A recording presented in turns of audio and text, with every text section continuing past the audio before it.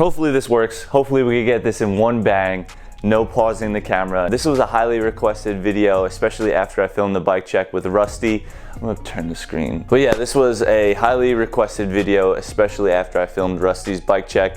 We had the green screen up and we threw a bunch of shit behind him while he was explaining what he rides. I filmed a video of me building up my new bike and I asked you guys, would you guys like to learn more about my bike, a more in-depth,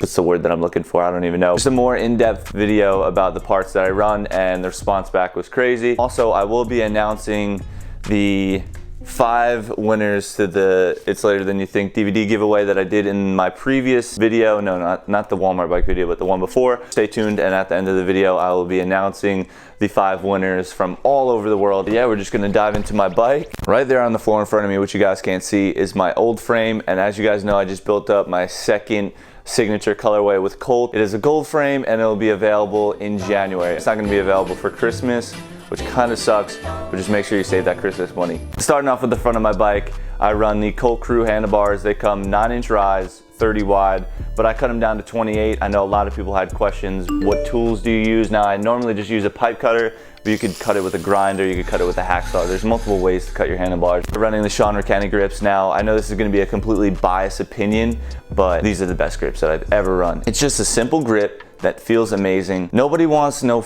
crazy grip with all these crazy patterns. The next part that we have on my bike is the Colt Salvation stem. I believe this is the V3 version. I've been running this stem since like the first one, and you're gonna notice that about a lot of the parts on my bike, I still run the same stuff that I was running 3 years ago. I've been running Colt parts for a really, really long time, even before I was getting hooked up by them. I like having that higher rise. Originally, when I was younger, I would ride the front load, but once I had the higher rise and higher bars, I feel like it's more leverage and it helps you do a lot of tricks.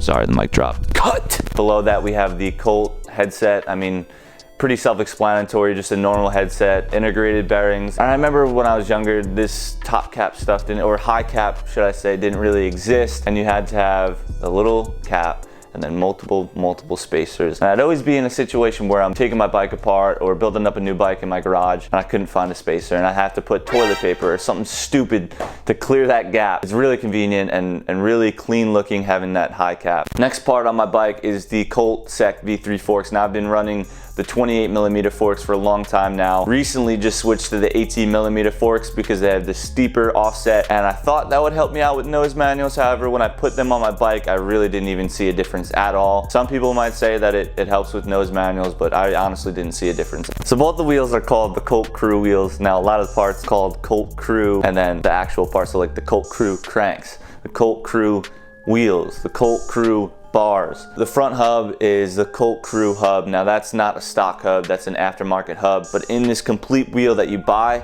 it's all aftermarket parts. They just put it together for you, and it's way more convenient than having to buy the hub, buy the spokes, buy the rim, and then put it together and then have that up and down, or at least me, this is what I used to do back in the day. Attached to that is the Colt Vance tires. Now you guys, if you've been watching the videos for a while now, you know that this is the only set of tires that I ride. Multiple colors. In front of me I have the pink camo. Before that I was running the white walls with the red stripe. Before that I was running black. I've been running them for so long. Lightweight, and they sound amazing when you're riding ramps. I believe they come in 2.4. What PSI do I run in my tires? That's something that I get so frequently DM'd. I run anywhere between 55 to 60 PSI always. The other day we were riding with Augie and Pete, and these dudes run their tire pressure so low, both of them got flats. And this happens to everybody that I know that runs low PSI, because if you jump off a fucking ledge, you're gonna get a flat. None of that low air pressure tire shit. 2 Colt butter pegs, size 4.5, 4.5 inches long. I know there's a lot of old school BMX riders, plastic pegs are whack, whatever, shut the f up. Nobody wants to hear that bullshit. Plastic pegs are amazing, they slide so good, and you don't have to worry about waxing that crust sledge that's not gonna slide with metal. That way you don't have to hear skaters busting your balls. Oh, bikers, they destroy the ledges. I'm running a Colt In Bloom seat. It has 2 flowers embroidered on the right and left side, and then has the Colt logo in the middle embroidered. Attached to that, I have the Colt pivotal seat post. I haven't changed this part in so long. If you pull the seat post a little bit up more, you just see the engraving scrapes that have been there for years. I'm running the Colt Crew cranks in size 165. I run shorter cranks because of how short my back end is. The back end of my frame is 12.5 inches. Running the shorter cranks and having the shorter back end, you don't have to really worry about hitting your foot on the peg, and that was a really big thing for me, especially switching over to 4 pegs. I always hated that feeling of having my foot on the back peg, especially doing manuals. It just made me feel really, really uncomfortable, and having that thought in my mind like, wow, one day I'm just gonna loop out and get stuck on my back foot. Having the shorter cranks really does help. Eventually, if you switch over, you just get used to it. You'll figure out a different position to put your foot in. 165 cranks with the 12.5 back end, it works out really well. We have the DAC pedals. I've been running this pedal since it came out. I really like these pedals. I like the shape of them. Having a thicker pedal is really, really important to me because I always would snap pedals. You see DAC, he does pretty crazy shit jumping off roofs and stuff. I just put in a new bottom bracket when I built up my new frame. I know a lot of people always just take the bearings out of their old frame and put them into a new one. Not a good option. Just get new bearings. That way your bike is running smooth. I'm running a Colt 25 tooth guard sprocket. Normally I do not run 25 tooth. I like having 28 tooth. Oh shit. Sorry, this is, oh no. I've been waiting to get a 28 tooth, and before I left California, I should have thrown that in the box. I just completely forgot about it. But normally I run 28 tooth sprocket. I hate the feeling of the 25 tooth sprocket because I feel like I'm pedaling and I'm getting nowhere. At least with the 28 tooth, you have a bigger ratio, and you feel like when you're pedaling, you're at least going some sort of distance. Watching YouTube videos and seeing people's bikes just like you guys are watching mine. When I started BMX, 28 tooth sprockets, that was the way to go. Next, we have the Colt Halfling chain. I switch these up pretty frequently, especially living on the East Coast. You know, you change through the seasons, and your chain gets wet when you're riding in the city, or you're riding through snow and it gets rusty, and I like having a new chain. After a few months, I normally just switch it up because I hate putting grease on my chain and having grease all over your pants. So normally I just switch it up. Colt Vance tire, black 2.4. Colt Crew free coaster wheel. Like I said earlier, it's all their aftermarket parts just put into one complete wheel. This is definitely Colt's best free coaster they put out yet. I've ran multiple free coasters, and I'm not going to mention the brands, but definitely broke multiple free coasters before, and this one is hands down the best. Drive side guard and a non-drive side guard because I grind 4 pegs. Up until maybe a few months ago, I never had the drive side hub guard. It's been the best thing that I've done on my bike in a long time because I would always be grinding on my chain and it would feel horrible. I remember going up the little up rail at Canarsie Skate Park, and I was so confused, like, why is everyone sliding and I'm not? There's so much wax on this rail. A chain was literally grinding on the rail, stopping me, making the most horrifying screeching noise. 2 more 4.5 inch Colt butter pegs. I think that's my whole bike. I don't run brakes. My frame doesn't come with brake mounts. I'm really stoked on it, and honestly I think this is my favorite colorway. I hope we have the same response, if not better, for this frame. It'll be out in January. Make sure you save your Christmas money. It'll be available on my website as soon as it drops, as soon as it lands in America. For those of you guys that are living around the world, it might be at a distributor near you even quicker, so just stay on the lookout. Frames are limited quantities, just like the last frame, and they went so fast. AnthonyPanza.com, you can get them on my website, along with majority of the parts on my bike right now. The other day, when I filmed me building up my bike, I posted on Instagram that I was building up my bike, and if you guys had any questions, write me a question on the Instagram DM, and I got a bunch of questions, and we're gonna go through them right now. Jump into a little Q&A, and then I'll be announcing the winners of these 5 DVDs. First question we have here is from Nick Waddle. He asked, you coming to Florida again? Yes, I'm coming to Florida March 31st or something, 30th. I'm coming back for Swamp Fest. If you guys weren't there last year, shit was insane. Easily one of the craziest BMX events I've ever been to, and I'm coming through with the whole squad. We're doing another road trip. Last year I went with my grandpa. He didn't actually come to the Swamp Fest with me. He stayed with my aunt, which was only like 30 minutes away, but we drove straight through all the way to Florida, and that was brutal. But this year I'm gonna make a little road trip out of it. I'm probably gonna bring Stefan, Rusty, Billy, maybe even Mike Nieto. I have a project that I'm working on, trying to get a new vehicle.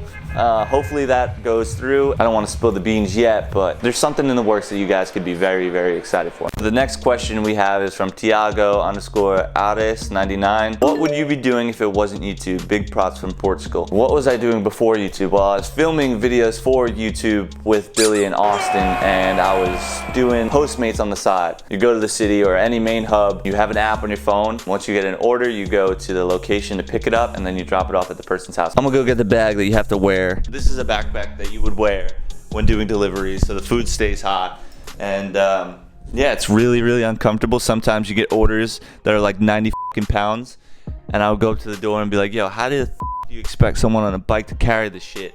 And the next thing you know, you get a $50 tip, which was really, really awesome. I'll clock out right when I received a tip like that. I'm going riding for the rest of the day. That's good enough to get me food and get home and put gas in my car and pay for my insurance. That's what I was doing before YouTube, and I never, ever, ever want to go back to it. I never want to work for anyone. I never want to have to deal with a boss, because I see some of my friends and I see some of my family members just complain about work, and I never want to be in that situation. The next question is from Pierre Bertholet. He asks, what's the best camera to film clips? I get this question all the time. What camera do I use? And that is a Panasonic GH5. This is a pretty expensive camera. Not necessarily a camera that you need to get into filming YouTube videos. I mean, nowadays you can just film videos with your phone. I like the GH5 a lot. I don't really have any crazy lenses for it yet. I'd say start off with something smaller, maybe a Canon G7X or something like that. Anything works, to be honest, but if you have a little point and shoot, that's something pretty convenient to just bring around to your sessions and film the homies with. The next question is from Abracadaniel. He asks, how does it feel to be pro, my guy? When I got the email when I was in Puerto Rico, I was